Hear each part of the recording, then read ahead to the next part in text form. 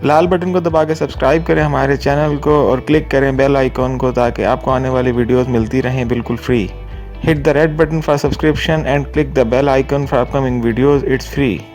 ये पोइम जिसे T S. Eliot ने लिखा है और ये 1925 में पब्लिश हुई थी। इसमें हमें पोस्ट वर्ल्ड वॉर वन और इलियट की नाकाम शादी का असर नज़र आता है। हॉलो मैन का मतलब यहाँ पर खोखले आदमी से है जिसको सिर्फ ज़्यादा बातें करने की आदत है, जो कोई डिसीजन नहीं ले सकता या अपनी किसी कही भी बात पर कायम नहीं हो सकता। इस पोइम को समझना थोड़ा मुश्किल भी है क्योंकि इसमें फ़िलासफ़ी इन्वॉल्व है। शुरू का सेक्शन तो काफ़ी आसान है और उसकी ट्रांसलेशन आपको हर जगह पे मिल जाएगी।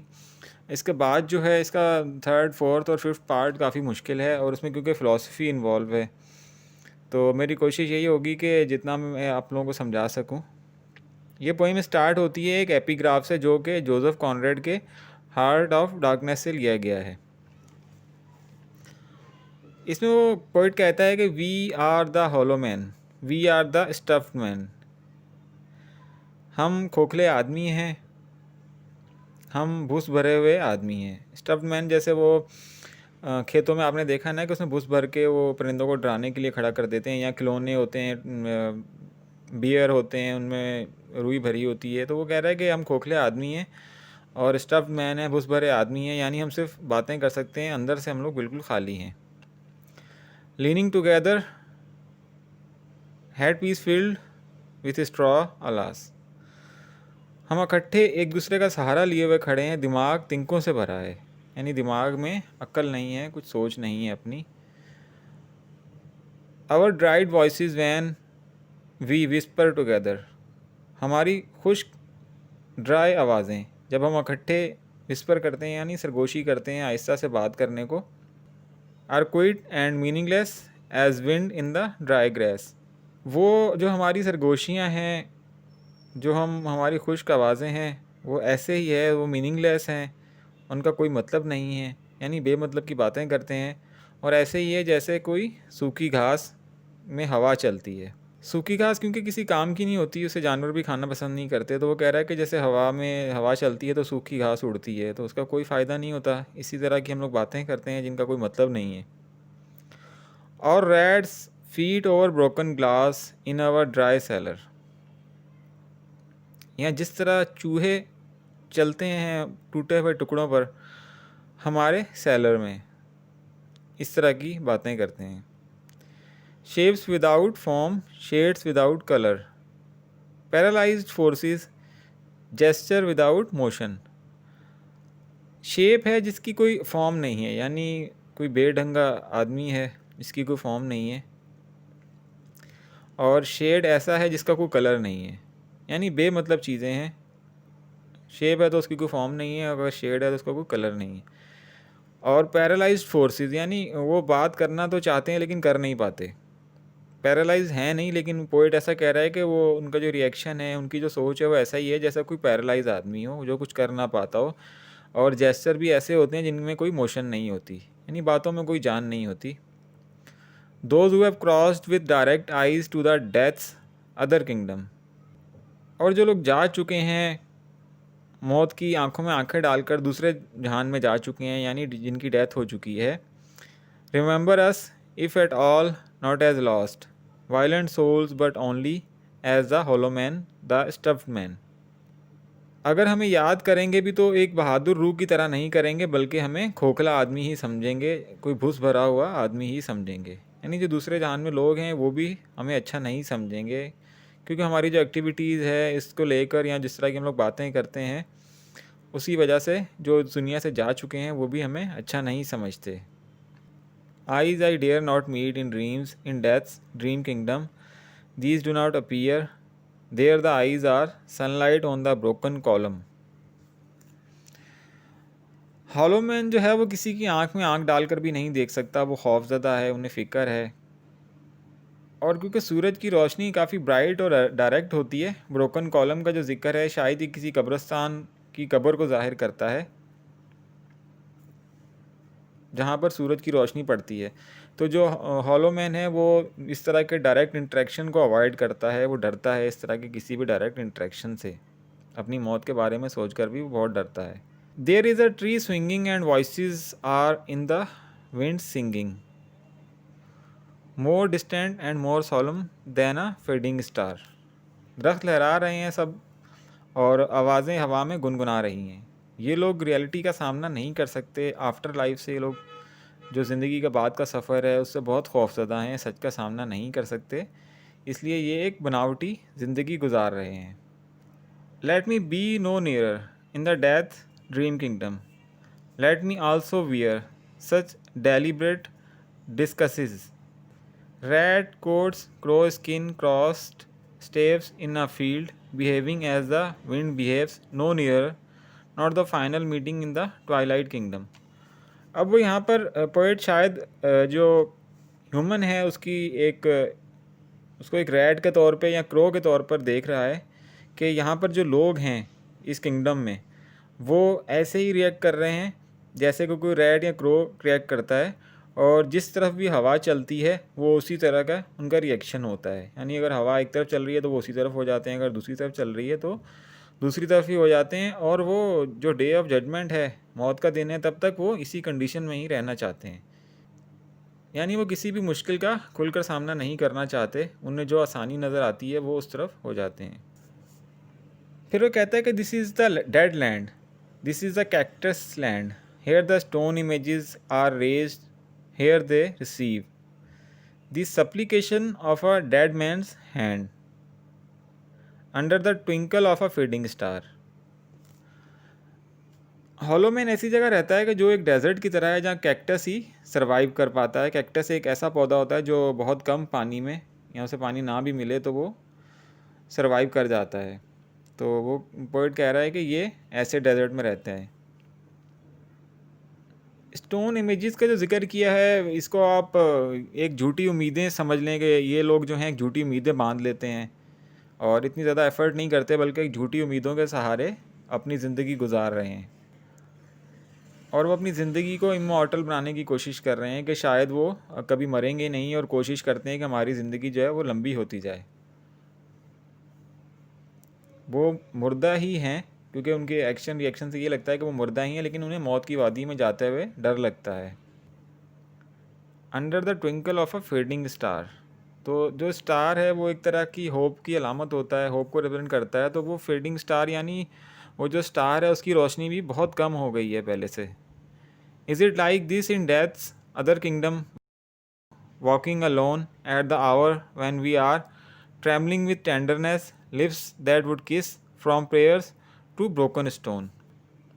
हॉलो मैन को मौत से डर लगता है और उन्हें मौत के बाद के हालात का कुछ पता नहीं है। वो जानना चाहते हैं कि मरने के बाद क्या सब कुछ उन्हें अकेले ही झेलना होगा, दूसरी दुनिया में भी अकेले ही सफ़र करना होगा, और ये एलिप्स जो किस के लिए थे, इनसे अगर वो ब्रोकन स्टोन्स की इबादत भी करें तो उन्हें कोई फ़ायदा नहीं होगा, अब चाहे रहम दिली से उनके होंठ काँप ही क्यों ना रहे हों। ट्रैवलिंग विथ टेंडरनेस यानी एक रहम की वो लोग अपील कर रहे हैं, अपने होंठों से काँप रहे हैं उनके होंठ। जो होंठ एक किसी के लिए थे उन्हें वो अगर इबादत के लिए भी यूज़ कर, from prayers to broken stone, दोबारा वही बात आ जाती है कि उन्होंने ऐसे मतलब ऐसी उम्मीदें बांध ली हैं या ऐसी इबादत कर रहे हैं जिनका कोई फ़ायदा नहीं है। The eyes are not here, there are eyes here in this valley of dying stars, this broken jaw of our lost kingdom, in this last meeting of places we grope together and avoid speech. अब hollow man का क्योंकि अपना कोई vision नहीं है, उसकी कोई अपनी पर्सनैलिटी नहीं है, अपनी सोच नहीं है, तो होप जो है वो भी एक मरते हुए सितारे की तरह ख़त्म हो रही है। ये लोग खोखली वादी में हैं और यहाँ इन्हें आराम पहुँचाने वाला भी कोई नहीं है। ये एक ऐसी वादी में है जहाँ सितारे भी ख़त्म हो रहे हैं या ख़त्म हो चुके हैं, और ब्रोकन जॉ शायद किसी बॉडी का कभी हिस्सा रहा होगा, तो अब वो ब्रोकन जॉ के तौर पे नज़र आ रहा है कि जैसे बहुत ही ज़्यादा ख़राब हालात हैं यहाँ के। In this last of meeting places we group together and avoid speeches. अब इन आखिरी मुलाकात से पहले या आखिरी मुलाकात में वो इकट्ठे हो जाते हैं लेकिन कोई बात नहीं करते, क्योंकि शायद उनके पास कोई बात है ही नहीं करने को। Gathered on the beach of timid river, sightless unless the eyes reappear, as the perpetual star multifoliate rose of death twilight kingdom, the hope only of empty man. Multifoliate rose का मतलब होता है जिसके बहुत ज़्यादा पेटल्स हों। इनकी जो होप्स हैं वो ख़त्म हो चुकी हैं। अब कोई शायद सोल है जो हेवन से आकर ही इनके विज़न को दोबारा रिस्टोर कर सकती है और इनको सच्चाई और अच्छाई की राह दिखा सकती है। यही एक एम्प्टी मैन की होप हो सकती है कि कोई दूसरे जहान से आकर इनकी रहनुमाई करे या इन्हें कोई रास्ता दिखाए।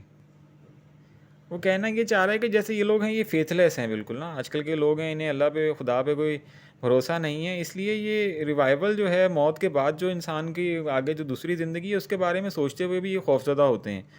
तो इनकी कोई ऐसी सोच ही नहीं है कि मरने के बाद क्या होगा। इनकी ये कई तरह की झूठी उम्मीदें लगा कर बैठे हुए हैं क्योंकि ये एक एम्प्टी मैन है, यानी खाली दिल है इनका, खाली दिमाग है। Here we go around the prickly pear, prickly pear, prickly pear. Here we go around the prickly pear at 5 o'clock. I in the morning, between the idea and the reality, between the motion and the act, falls the shadow, for thine is the kingdom. तो poet कहने की कोशिश करता है कि एक बच्चे की तरह ये लोग या हम लोग एक दरख्त के आसपास भाग रहे हैं और सुबह का टाइम है, ये वो 3 बार ये वर्ड रिपीट करता है। आइडिया और रियलिटी और मोशन और एक्शन के दरमियान एक शेडो है। शेडो शायद वो एक फेलियर को कह रहा है, या इन दोनों चीज़ों के दरमियान एक जो वक्त होता है उसको वो कह रहा है shadow. And the creation between the emotion and the response falls the shadow. Life is very long between the desire and the spasm, between the potency and the existence, between the essence and the descent falls the shadow, for thine is the kingdom. Idea से लेकर creation तक एक साया है या एक पर्दा है, क्योंकि दुनिया खुदा की है तो हमारी सारी एफ़र्ट यूज़लेस हैं खुदा की मर्ज़ी के बगैर। लोग कंसीव तो कर सकते हैं मगर क्रिएट नहीं कर सकते। हम विश तो कर सकते हैं लेकिन अचीव नहीं कर सकते। ज़िंदगी बहुत लंबी है, शायद ये फेलियर हैं जो इसे और लंबा बना देते हैं। ये इंटरफेयर करते हैं रिस्पॉन्स और डिज़ायर के दरमियान, एफ़र्ट और रिज़ल्ट के दरमियान, कॉन्सेप्ट और प्रोडक्ट के दरमियान। For thine is the kingdom, for thine is life, for thine is the, this is the way the word and, this is the way the words and, this is the way the words and, not with a bang but a whimper. क्योंकि इस kingdom का मालिक खुदा है तो ज़िंदगी का मालिक भी वही है, और इसी तरह दुनिया ख़त्म होगी। विम्पर कहते हैं सिसकियाँ लेते हुए। This is the way the word and, मतलब दुनिया इसी तरह ख़त्म होगी, not with a bang but a whimper. Bang से पोइट की मुराद एक अच्छाई और बुराई के दरमियान किसी जंग की भी हो सकती है। तो वो कह रहे हैं कि बहुत बड़ा कोई बैंग नहीं होगा बल्कि एक विम्पर होगा, शायद सिसकियाँ लेते हुए लोग इस दुनिया से चले जाएंगे।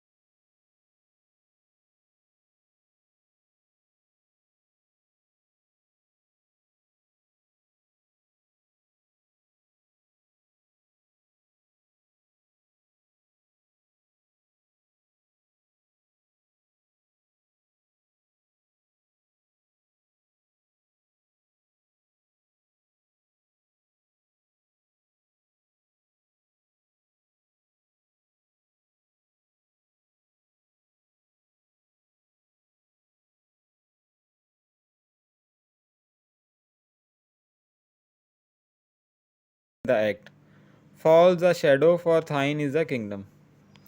तो पोइट कहने की कोशिश करता है कि एक बच्चे की तरह ये लोग या हम लोग एक दरख्त के आसपास भाग रहे हैं और सुबह का 5 वक्त का टाइम है ये, वो 3 बार ये वर्ड रिपीट करता है। आइडिया और रियलिटी और मोशन और एक्शन के दरमियान एक शेडो है। शेडो शायद वो एक फेलियर को कह रहा है, या इन दोनों चीज़ों के दरमियान एक जो वक्त होता है उसको वो कह रहा है shadow.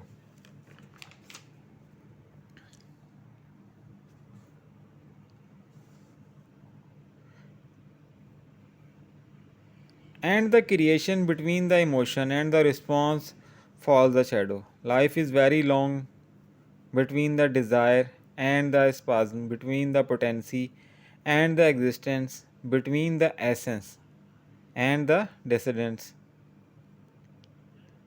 And the descent falls the shadow. For thine is the kingdom. Idea से लेकर क्रिएशन तक एक साया है या एक पर्दा है, क्योंकि दुनिया खुदा की है तो हमारी सारी एफ़र्ट यूज़लेस हैं खुदा की मर्ज़ी के बगैर। लोग कंसीव तो कर सकते हैं मगर क्रिएट नहीं कर सकते। हम विश तो कर सकते हैं लेकिन अचीव नहीं कर सकते। ज़िंदगी बहुत लंबी है, शायद ये फेलियर हैं जो इसे और लंबा बना देते हैं।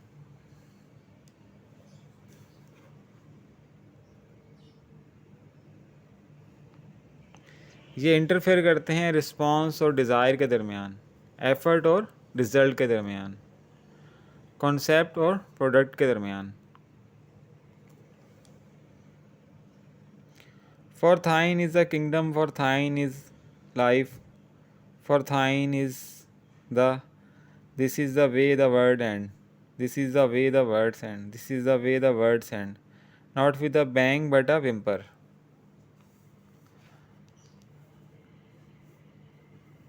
क्योंकि इस किंगडम का मालिक खुदा है तो ज़िंदगी का मालिक भी वही है, और इसी तरह दुनिया ख़त्म होगी। विम्पर कहते हैं सिसकियाँ लेते हुए। This is the way the word and, मतलब दुनिया इसी तरह ख़त्म होगी, not with a bang but a whimper. Bang से पोइट की मुराद एक अच्छाई और बुराई के दरमियान किसी जंग की भी हो सकती है। तो वो कह रहे हैं कि बहुत बड़ा कोई बैंग नहीं होगा बल्कि एक विम्पर होगा, शायद सिसकियाँ लेते हुए लोग इस दुनिया से चले जाएंगे।